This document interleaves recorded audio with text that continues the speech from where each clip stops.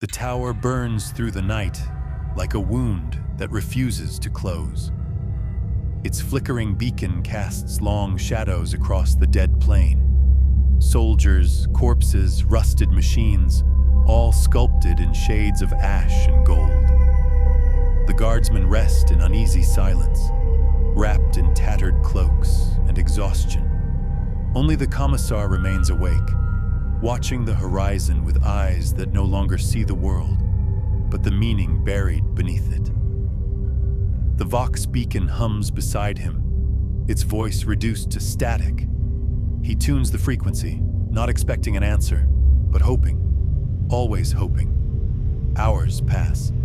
Then, through the endless snow of white noise, something shifts, a whisper, so faint it could be the wind or a memory. Commissar, he freezes. Commissar Valen, do you hear me? The voice is soft, serene, too calm for this world. The signal is impossible.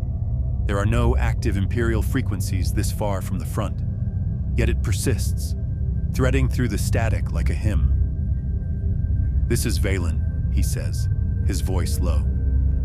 Identify yourself. For a moment, silence. Then, a response, smooth, measured, and utterly inhuman. Your duty is fulfilled. Your watch is over. The commissar's breath catches. The words are both command and benediction, heavy with divine finality. But something beneath them feels wrong. He lowers his voice. Who are you? The static thickens, writhing like a living thing. Then the voice speaks again. The same words, but fractured now, repeating, distorting. Your duty is fulfilled. Your watch is over. Jorek stirs below, waking to the sound. Sir, he calls up the stairs. The commissar kills the signal instantly. The tower plunges back into silence, the only sound the rain against rusted steel.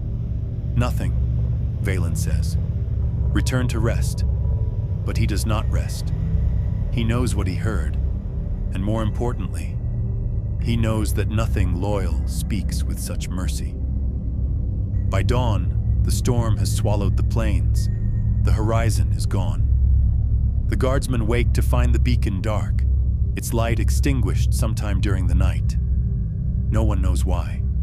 No one dares to ask. They move in silence, repairing the cables, reciting the litanies of ignition. The machine remains cold. Then they find the blood. It trails down the stairs, thin but deliberate, not spilled in battle but drawn in pattern. The lines twist across the metal floor in circles and sigils none recognize, but all instinctively fear. In their center lies a single laser gun, perfectly placed, its power pack drained to the last spark. The commissar kneels beside it. His reflection stares back at him in the pooled blood, distorted, haloed by red. Who did this? He demands. No one answers. They all look at one another, hollow-eyed, waiting for someone else to be guilty. He stands, his voice a whisper sharpened by command. The Emperor is watching. Then, to the horror of all present, he begins to pray. Not the rehearsed creeds of the Ministorum, but something older, quieter. A prayer born not of doctrine, but of desperation. As he speaks, the Vox beacon flickers once more, lighting the chamber in brief, blinding pulses. The sigils on the floor gleam as if alive. The static returns, and through it, the same voice whispers again. Now calm, now cruel. Do you still believe? When he does not answer, Valen grips his bolt pistol. Faith requires no answer, he growls. Then you are already his ghost, the voice replies. The beacon dies again, this time for good. That night, the soldiers light no fires. They keep their eyes averted from the tower, now dark against the lightning sky. But from its summit, Faint light still bleeds through the cracks. Not gold, not white, but deep crimson, pulsing like a heart too stubborn to stop. The storm does not pass. It thickens. Ash falls like snow, soft but choking. Every breath tastes of iron and sorrow. The Guardsmen march again, though the world feels smaller now. The sky lower, the air heavier. The Vox beacon tower fades behind them, its red pulse swallowed by distance. No one speaks of what happened, yet every man feels it, the weight of something that has seen them. They march for 3 days without sight of the sun. The landscape dissolves into ruins and bones, skeletal cities half consumed by dust. Pipes and spires protrude from the ground like the ribs of a buried god. Somewhere in the haze, a bell tolls, slow and broken, though there are no cities left for it to belong to. Commissar Valen walks at the head of the column. He does not sleep. Each night he hears the whisper again, not through the Vox now, but in his dreams, in the rustle of the ash. The same phrase, softer each time, more intimate. Your duty is fulfilled, but he cannot obey, because duty is all that's left of him. On the 4th day, they reach the dead cathedral. Once it had been a fortress of faith, its towers rising like black spears against the sky. Now it stands hollow, its windows shattered, its iconography erased by fire. Great statues of saints lie broken, their faces melted to anonymity. The Guardsmen enter through doors taller than any god, moving as if trespassing on a grave. Inside, silence reigns. Dust hangs like incense. Every footstep echoes for centuries. At the altar lies a corpse, not a guardsman, something else. Robed, skeletal, its hands folded in prayer. In its chest, a machine hums faintly, lights pulsing like a dying heart. Valen approaches.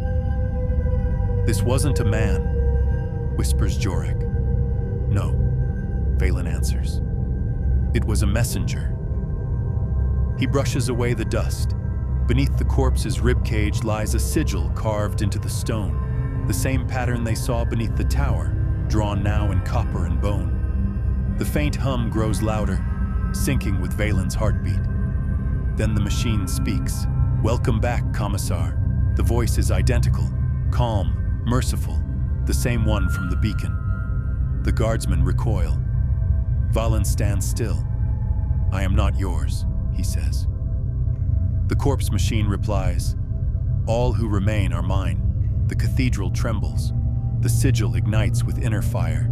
Statues weep molten tears. The hum deepens until the air itself feels alive, and something vast begins to stir beneath the floor. A presence pressing against reality, whispering from the cracks in the world. The Emperor is silent, but I am not. Valen fires. The shot echoes like thunder. The corpse shatters, but the voice does not stop. It laughs, softly, as if amused. Then the floor splits open. From the fissure rises a pillar of light, red and gold entwined, holy and profane at once. The Guardsmen collapse to their knees, some praying, some screaming. The Commissar alone stands against it, cloak torn, eyes aflame with conviction. He speaks the only words that matter. "I will hold the line." The light answers, "Then die upon it." When the dust settles, the cathedral is gone. Only ruin remains, and the echo of the prayer that refused to die. Somewhere in that ruin, a bolt pistol lies beside a severed hand. The fingers are still clenched,